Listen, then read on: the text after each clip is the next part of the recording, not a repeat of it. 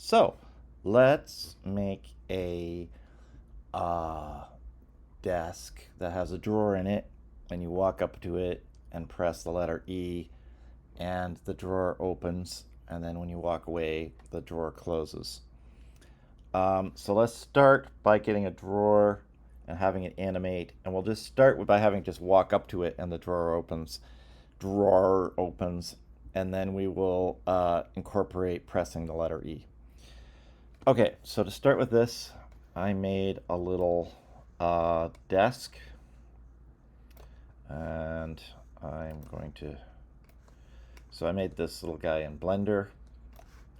I'll set it so that square shouldn't matter, but why not? And it's got, if you look at it, it's got a separate separate drawer, and then that's the base. So there's two objects I made in Blender and then exported them together. So let's call this one drawer, just so that it's easy and we have it. It's easy to find. Okay, so with it, we've got this parent, and then the two children are the children of the two objects that are making the object or the child of this table drawer parent. That is just empty. It doesn't have anything attached to it. And so that's good because we can animate the drawer, and then it will be relative to the table, to the parent, and then we can move the little furniture wherever we want, and the animation will be relative to the parent. So let's do that. So I'm going to go to the drawer. I am going to go to Window and Animation, and then I'm going to say Create, and I can say Drawer Animation. I'm going to call it 3 because I've been doing some of these to test it out. Okay, and the property, and we want the transform and position, so that's great. And let's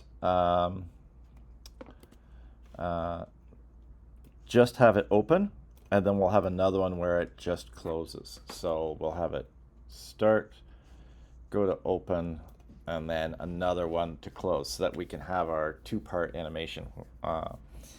So I'm going to go here, and I should be able to go,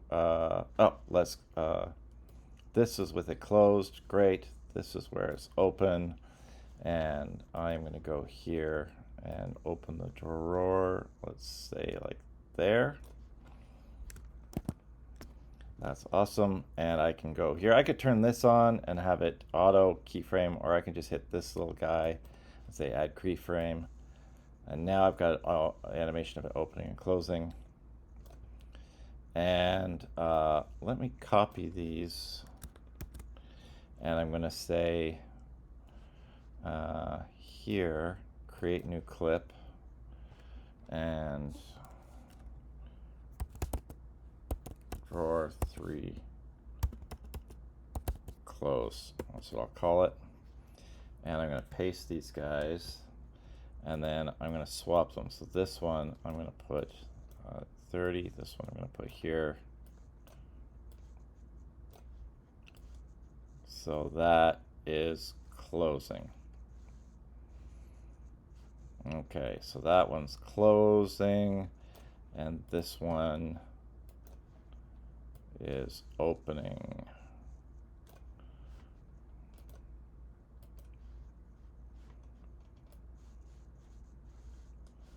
Okay, I think that works, and so I'm going to close this guy, and let's just go ahead and play it and just see what it's doing.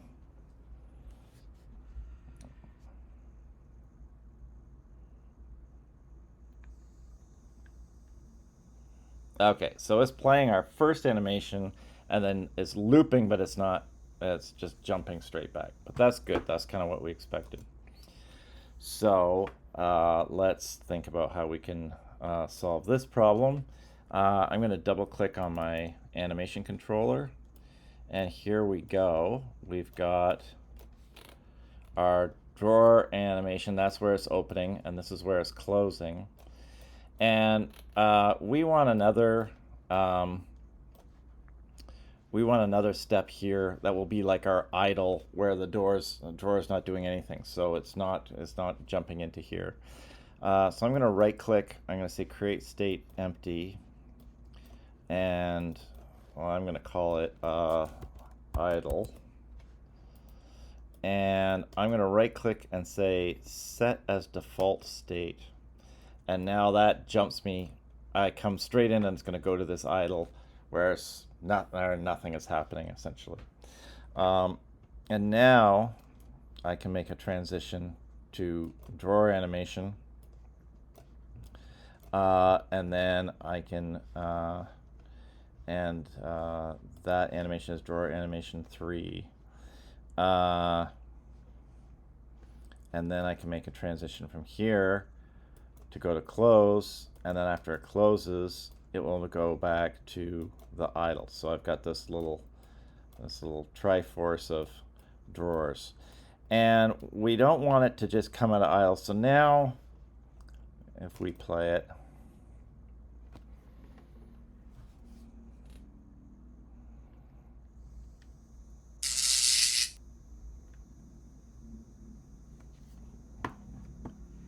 okay, and we can actually look at our animator, see it's doing this. All right, so let's figure out how to solve that problem. First thing we want to do is, this is drawer animation 3. So drawer, should have put these in a new folder. It's called drawer animation 3. Let's find it here. There we go. And I'm going to take off loop time so it doesn't loop anymore. It just goes to the end and stops. And I'm going to call this one drawer 3 close. Drawer 3 close there. I'm going to do the same thing with that guy. So now it's going to go that and play it once, and then it'll go here and play it once and it'll go here. So that should be good. The other thing we want to do here is has exit time. We do not want it to have an exit time. We want it to go straight into the next animation. So they'll go straight in into the animation state. They won't blend between animations. There's times when that's really handy, but in this case I don't think we need it. Okay, so now it should go play, play, play. It's still gonna loop, but when it gets it's not gonna do that stuttering anymore. Hopefully, let's see.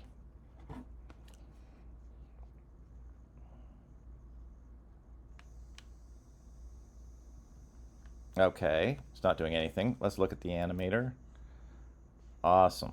Okay, so let's look at why that is happening. So that might actually be a good thing. Has exit time. What we actually want here is a conditional that's going to send it to this animation.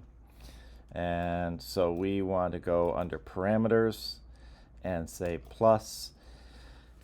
These guys are pretty common. You know what a float and int and a bool are. Trigger is like a bool that automatically resets itself. So a trigger is a good one we want, because we want to set that trigger on, and it's going to send it from this one to that one. So if we add trigger, and we can call it start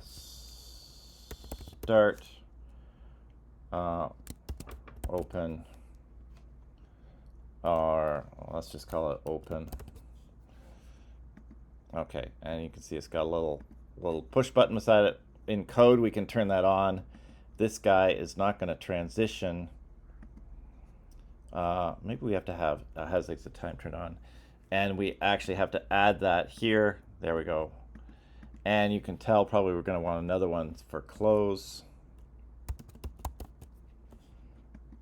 Close, and we'll have that here, and I don't think we want has exit time selected, but we do want a conditional here, and we want to call this one close. So it's going to do this transition when we tell it to close, and this transition when we tell it to open, and then when it does this one, it should just automatically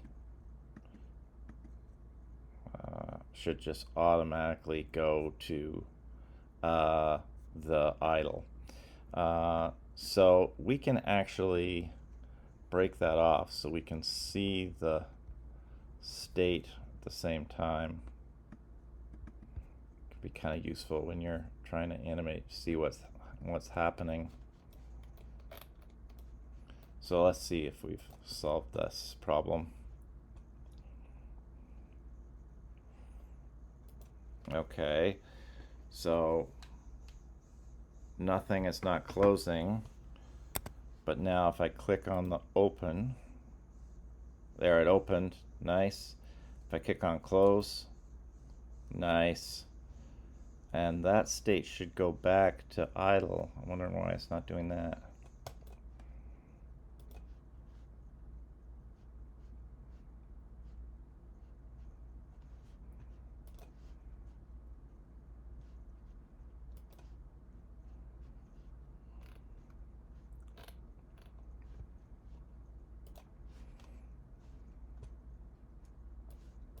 Maybe we just need to set that to 0. Let's try that again.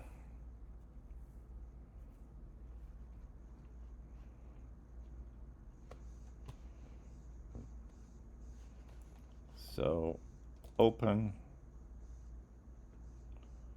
and then close, and then back to idle. Okay, we do have to say has exit time, and then just set the time to 0. So then it does the animation. When it's done the animation, it goes back to idle, and now it's just sitting there looping. Beautiful. Okay, so now we need to have these get affected in code. So I'm gonna put my animator back because I have no screen real estate at all, and that's good. So now all we have to do is make code that talks to these guys, and everything should be cool. So what makes sense to me is we'll put a collider on the drawer. When you bump into the collider, it will automatically open the drawer, and when you leave the collider, it'll automatically close the door. So it'll automatically open for you. That sounds like fun. Okay, so I'm going to go to the drawer, and I'm going to add a component, and I'm going to add a box collider. That's great, and I want it to be out front so that you can walk into it and it will open. Let's make it so it's like the width of the thing. Okay, so I walk into that, and as long as I'm the player, then it will set that trigger in the animator, and we're off to the races. Okay, so let's make a code that does that. New script. Sorry, I'm going to call it drawer open tutorial. And that way I'll remember which one it is. Okay, that way create an ad. Awesome, save. Drawer open tutorial.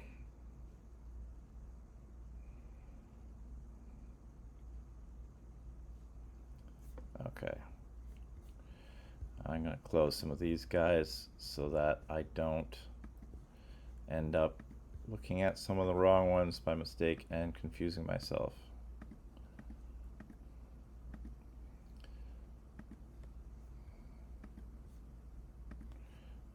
Alrighty, drawer open tutorial. Okay, so what do we want to do? We want to have it open the drawer, and so in order to do that, we have to have a animator. We have to find the animator and have it do it. Now the animator is on the object it's on, so we should be able to say private animator. Okay,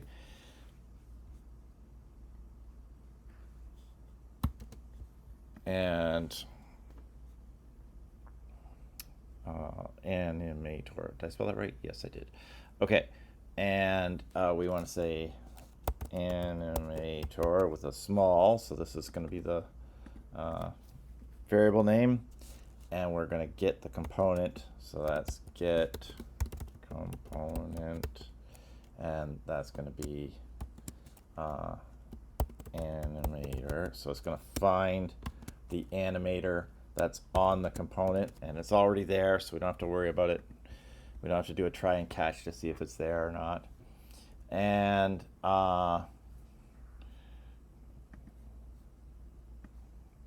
beautiful. Okay, so now we want to do a on trigger. Sorry. Do we even need an update? Maybe later on we'll need an update. Okay, so void on trigger enter collider col.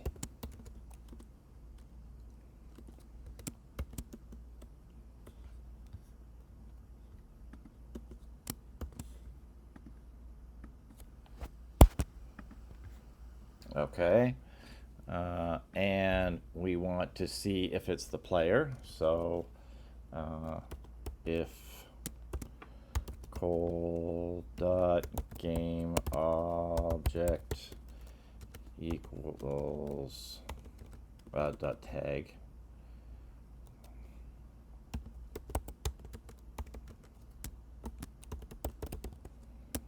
player. I can't remember whether I spelled my player. I think my player in my script has got a capital P. So adjust to taste. Okay.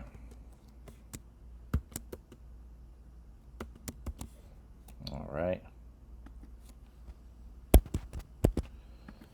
Okay, so if it's the player, then we want to go to the animator, get that trigger variable, turn it on, and the way for doing that is say animator, which is the variable we've got here, and we want to say dot, and it's set trigger, capital S on set for some reason, equals, and whatever the name we called it, I think we just called it open with no cap, right? I'm pretty sure that's right. Okay, so this is gonna set the triggers, like push that button, and it's gonna make that trigger go to, and it's gonna spring that animation to go to the next one. That looks pretty good to me. Let's see if that works, and then we'll keep going. Okay, save it. Refreshing Unity. All right, and let's look at the console. So far, it's okay in the console.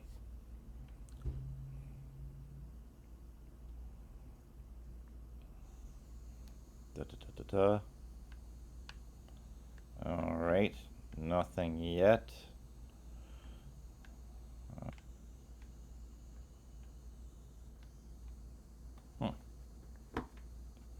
I'm stupid. I figured it out, which is my collider doesn't have is trigger turned on. I'll see if that does it.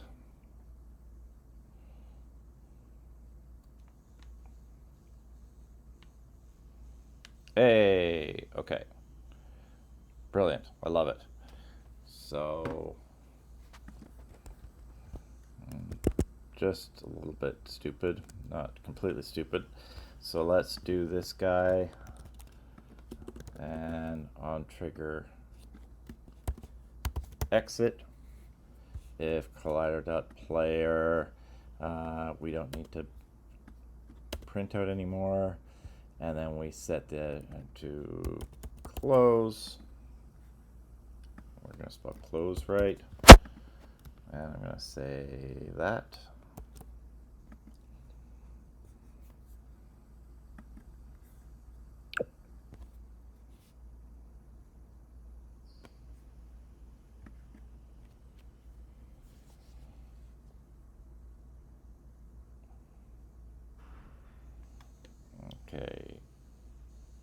open, leave, close, come up to it, open, leave, close. Oop, I just backed into a ball. Okay. That's not bad. So next thing we want to do is let's have a floating letter E on it that appears when you get into the area, and then we'll have it only work when you press the letter E. So to do that, we need to have text. There's a bunch of ways we could do this, but let's do it with text Mesh Pro. So we want to have a new canvas. We can't use the same canvas we already have because that canvas is in world space, and we want a canvas that's in the game space. Is that the right terminology? We don't want the camera to be an overlay on top of the. We don't want the canvas to be an overlay on top of the camera like a heads-up display. We want it to be holding actual text that's appearing in 3D space. So the letter E is going to float over our little side table here. Okay, so I'm going to go under Game Object, and I'm going to go to UI and Canvas, and we'll call this I'm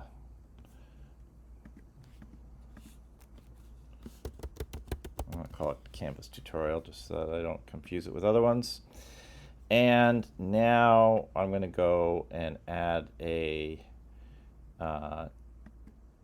text element to that canvas. And now here with the canvas, instead of screen space overlay, let's make it world space. Excellent. Now it's there, but it's got new text. It's way up here, floating around in space. So we want it significantly smaller than that. All right. So let's go 0.01 for scale. 0.01. I might have to adjust this. Okay. So I've made the scale really small. It's still there, right? But it's tinier. And then let's make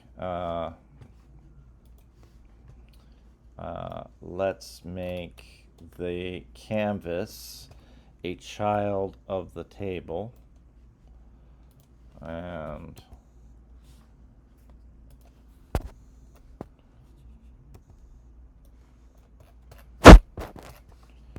I want to go here.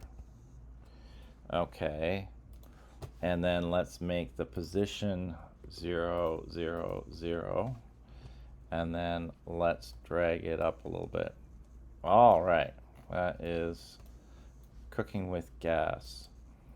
Now let's rotate it. What is it? Rotated 90. So let's rotate it like 90, full 90, not negative 90. Okay, that looks beautiful. Does it? It looks whatever. And let's go text here. Let's say the color is black, and it's got my default what I had before. I turned this outline and put it on a white outline. Maybe we want like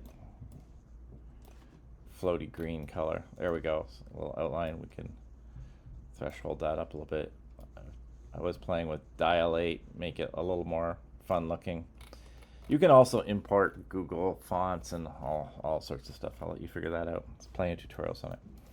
Okay, so there, we might want to center it so that it's easier to make sure it's centered. And then this could be 0, so that's right in the middle. This could be 0, so it's right in the middle. Maybe we want the text to be a little bit forward, so that's more over the drawer. I don't know. Now I'm getting too finicky. Okay, and we don't want to say new text. We want it to say press E. E. Okay. So there we go. Our text is in place. You can also play with more text stuff. You can change the size here. So you could play with this font a little bit. But changing that canvas down to something that seems really way too small, 0.001, gets us sort of on the scale that we want. And the other trick is make sure you're on world space rather than either of the screen spaces. Okay, let's just make sure it's actually there in space.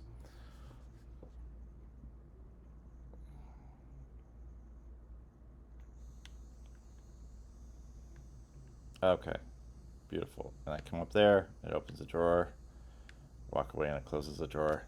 Love that. Okay, so let's have it only show up when we're at the door. And let's go back to our code here. So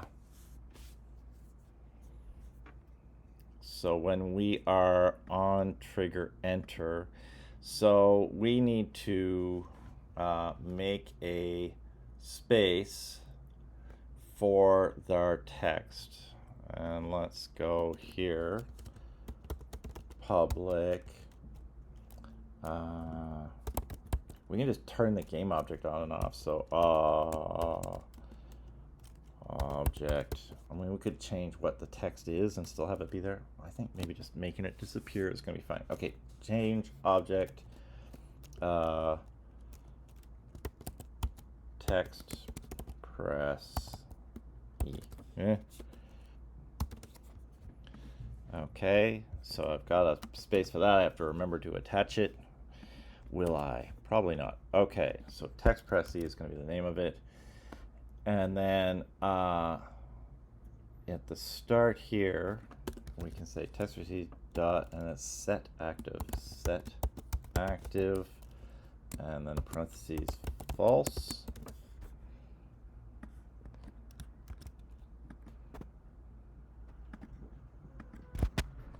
And then down here, when I collide, we'll say set prexaf is true.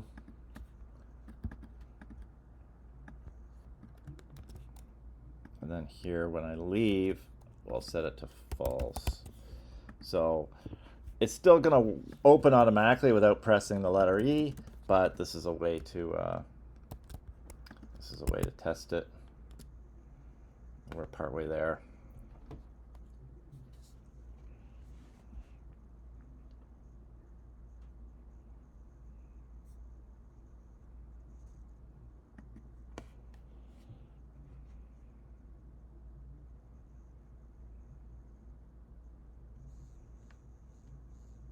And I didn't forget. Stupid. I did the one thing I said I wasn't going to do, which is I haven't attached the text. So go back to my drawer. And here's my spot for my text. And I can drag my text into that spot. And now I can play it again.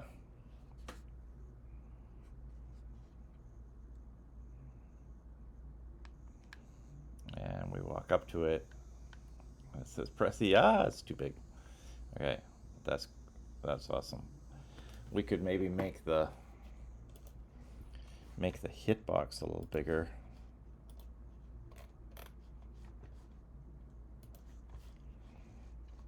So open this guy.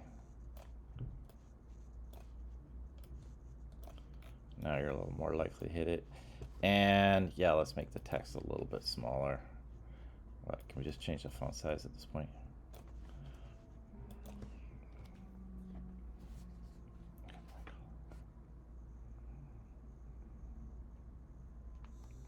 Normal desk, walk up to it, press E. Now, right now it's just opening, but we'll fix that so it says press E. I'm going to have that be the end of part 1, because for some people, all they want is to walk up and get the thing to open. And then we'll do part 2 right after, and we'll make it so that the door doesn't open until you actually press E, and it does its thing. Okay, so end of part 1, and then look for part 2.